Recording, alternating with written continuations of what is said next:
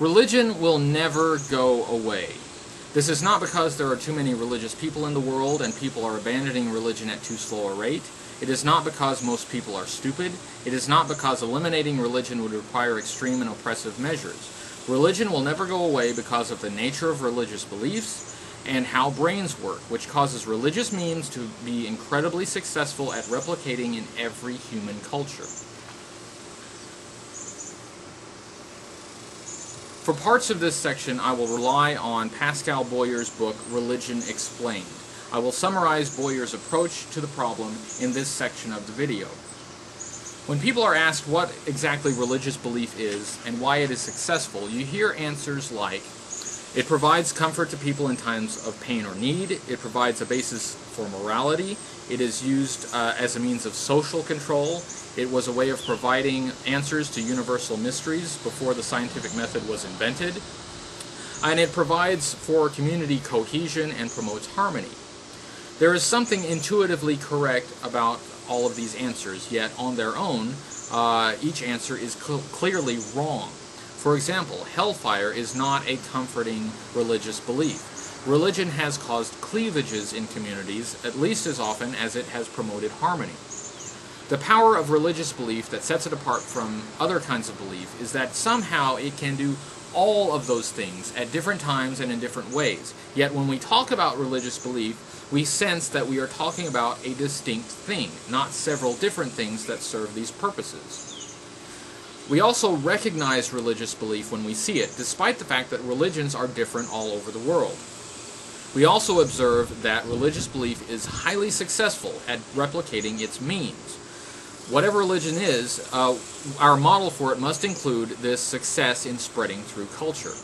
To draw conclusions about religious belief, we must distinguish religious belief from other kinds of belief so we can know what we're examining. It might be guessed that faith is the common thread in all religions, but faith is not a feature in all religions. It is possible that faith is not a feature in most religions. The preferred atheist definition of faith is belief without evidence. I call this the preferred atheist definition because it is the type of faith most attacked by atheists. Dictionary.com has 5 usages for the word faith, only one of which corresponds to the preferred atheist definition. In shamanistic and tribal religions, when a calamity is ascribed to witchcraft or angry gods, those religious beliefs are not based on faith as we define it. For the practitioner, the belief is based on the plain evidence before their eyes. The tree fell, the lightning struck, the earth shook. For the skeptic, this is not very good evidence, but for the practitioner, it is as plain and as observable as a flower blooming. The idea of believing something without evidence is an unnecessary enterprise in forming and confirming such beliefs. Faith is important to Christianity, which is one reason why, at a glance, faith appears to be the common thread in religious belief to Westerners. Christian faith has its origin in the Bible. In the Old Testament, the atheist preferred version of faith is touched upon, but the Old Testament is more concerned with faithfulness, more or less synonymous with loyalty. Faithfulness to the one true God, faithfulness to the law, and so on. The word faith occurs in the New Testament too. In context, some instances of the word faith could reasonably be interpreted as the same kind of faithfulness found in the Old Testament. The passages that most fit the atheist preferred definition of faith are found in Matthew chapter 17 and chapter 21, Hebrews 11, and Corinthians 5. Even so, there are differences in how Christians define faith. For example, C.S. Lewis gives 2 definitions for Christian faith. The first definition actually has a sub-definition. Lewis's definition of faith does not correspond at all with the atheist preferred definition. Despite the importance of faith, whatever the definition to Christianity, the absence of faith in other religions means that faith cannot be the identifier of religious belief. To understand what religious belief is, we have to look at how brains take in and process new information. Human brains are not blank slates. We do not take in raw data, carefully analyze it, and deliberately draw conclusions. If that were the case, many mistakes might be avoided, though probably not. But also much time would be wasted. Instead, we actively filter information and organize it. As Dennett describes the primate brain, it consists of a conglomeration of specialist circuits designed to perform particular tasks in the economy of primate ancestors. These specialist systems create some hard wiring in our brains that affect the way we process new information and make decisions. We have two separate operating systems, the automatic system and the reflective system. The automatic system is not a thinking process. It is instinctive and, as the name suggests, automatic. The reflective system is associated with conscious thought and deliberation. When we encounter new concepts, our brain organizes this information into broad ontological categories, or templates. These templates include information associated with the broad category, which we incorporate into the new concept. I'll use Boyer's example to illustrate this. If a child encounters a new concept in the form of an animal, a walrus, her brain takes this new concept and organizes it based on a template already in her brain, the template for animal, since walruses have many of the features that she associates with animals. That is not all her brain does. Based on the template used, the child adds information to the walrus concept that wasn't learned through direct experience. For example, if she sees the walrus give birth to live cubs, she will assume that all walruses give birth to live cubs, even if nobody tells her so. This is an inference made by her brain based on her experience and the template her brain is using to organize the concept. The important thing to remember is that this is not a thinking process. This is done automatically. It is a function of her automatic system. She isn't aware that her brain is doing this, but the inferences are there, available if ever needed. The reflective system can review these inferences through conscious effort, but it is more difficult and takes more time and energy than the automatic system. The reflective system also does not replace the automatic system when new concepts are encountered, no matter how much effort we make or how careful we are. It is simply the way our brains evolve to process information. This process makes us very efficient learners. It means we are able to learn some things without ever being told.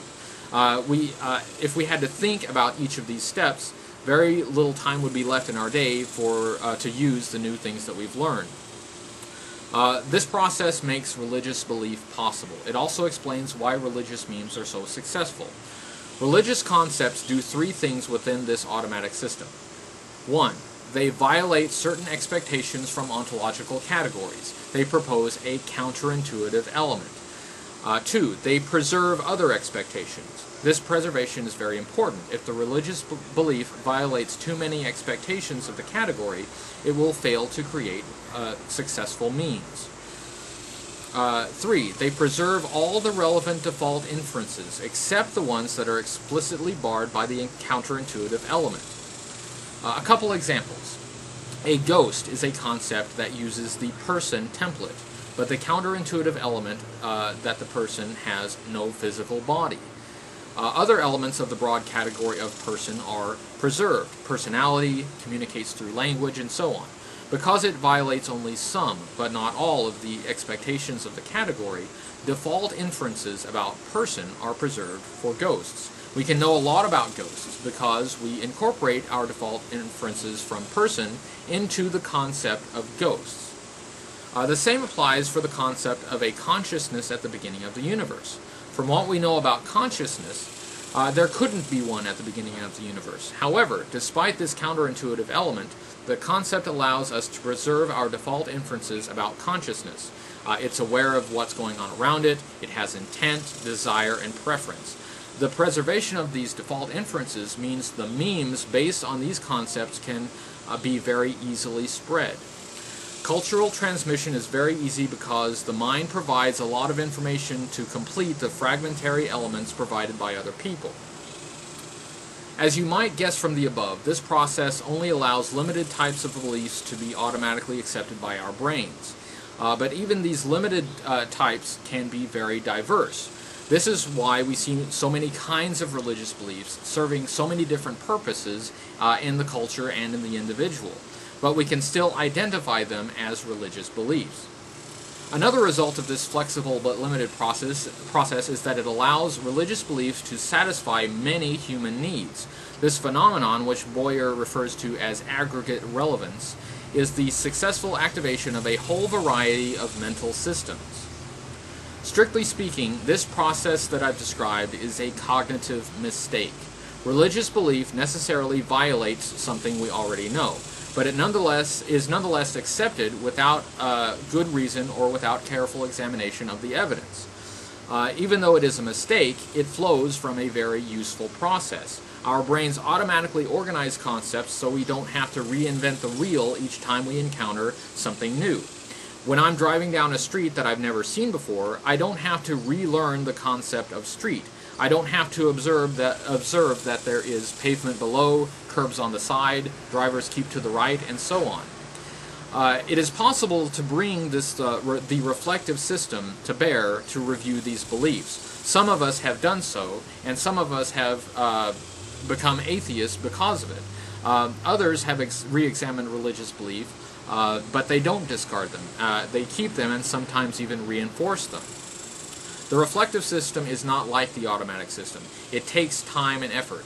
Not only that, it can only examine beliefs using the tools it has available, and those tools mostly must be learned. Also, at great effort. Even when good tools are learned, we don't always use them perfectly. This is why some very intelligent people are still susceptible to biases, like anchoring, availability, and other heuristics that serve as mental shortcuts to analysis. It might be expected that we can train our brains around this. After all, as pervasive as religious belief is, some of us have managed to escape it. Through education, we gain more tools to examine evidence. Through awareness of our mental shortcomings, we can apply our reflective system to more important problems and not just let our automatic system take in anything it pleases. Unfortunately, that is not true. Consider a recent study by Richard West and Keith Stanovich testing the effect of intelligence on the kind of cognitive mistakes already mentioned. The data shows that people with greater intelligence are more prone to cognitive mistakes, not less. The problem only gets worse from there. Being aware that we are making the mistakes does not help. People who were aware of their own biases were not better able to overcome them. Even worse, we are more likely to see the mistakes in others than we are to see them in ourselves. Bias turns out to be relatively easy to recognize in the behavior of others, but often difficult to detect in one's own judgments. Look, for example, at how the phenomenon of stereotype threat affects women scientists, who psychologically must overcome the stereotype that women are not as good at math and science as men. The problem persists even among intelligent scientists, even when male scientists do not believe the stereotype, and even when they are aware of the cognitive mistake. Behavioral economists are studying how our mental biases affect our economic decisions. They are forced to discard the classical model of human beings as rational actors trying to maximize their self-interest. When they look at how people actually behave, they find that we are irretrievably irrational. Our irrational behaviors are neither random nor senseless. They are systematic and predictable. We all make the same types of mistakes over and over because of the basic wiring of our brains. To sum up, the problem is not them. The problem is us. All of us are irrational. We are all better at seeing the irrational mistakes in others than seeing our own mistakes. We all think that our shit don't stink. For those who manage to escape religion, don't be too proud. You have not escaped your own brain. Boyer concludes, religious concepts invariably recruit the resources of mental systems that would be there, religion or no. That is why religion is a likely thing. Science, on the other hand, is less adept at recruiting these mental systems. Religious concepts are careful not to violate our ontological categories too much, so as to preserve our default inferences. Science, however, sometimes violates our broad categories totally, and tells us that our inferences are wrong. As such, memes from science are much more difficult to spread through culture, and often become mangled when they replicate. Scientific activity is both cognitively and socially very unlikely. which is why it has only been developed by a very small number of people in a small number of places for what is only a minuscule part of our evolutionary history. Because of all this, it is easy to understand why atheism is so rare. The Pew Forum on Religion and Public Life in 2008 found that though 16.1% of Americans reported that they were unaffiliated with any of the major religious traditions, only 1.6% identified as atheist. Statistics can be deceptive. To not believe in a God is not necessarily the same as holding no religious belief. European atheism has been a much touted sign of progress away from religion. However, not all respondents who said that they do not believe in God were free from other kinds of religious belief. Our cognitive biases can cause us to look at isolated pockets of anomalies and extrapolate a broader trend from them that is not really there. In all of the EU, only 18% responded that they don't believe that there is any God, spirit, or life force. This is a much better picture for atheism than the United States, but the poll does not measure other types of religious beliefs that the respondents might hold, which do not fall into the category of God, spirit, or life force. Even if trends favor atheism, our cognitive biases suggest that there is a limit to how far these trends can go. We can't say what the limit is yet, though, without more data. And that's not to say that there is a worldwide trend toward atheism. There may not be. I don't have good data to say for certain one way or the other.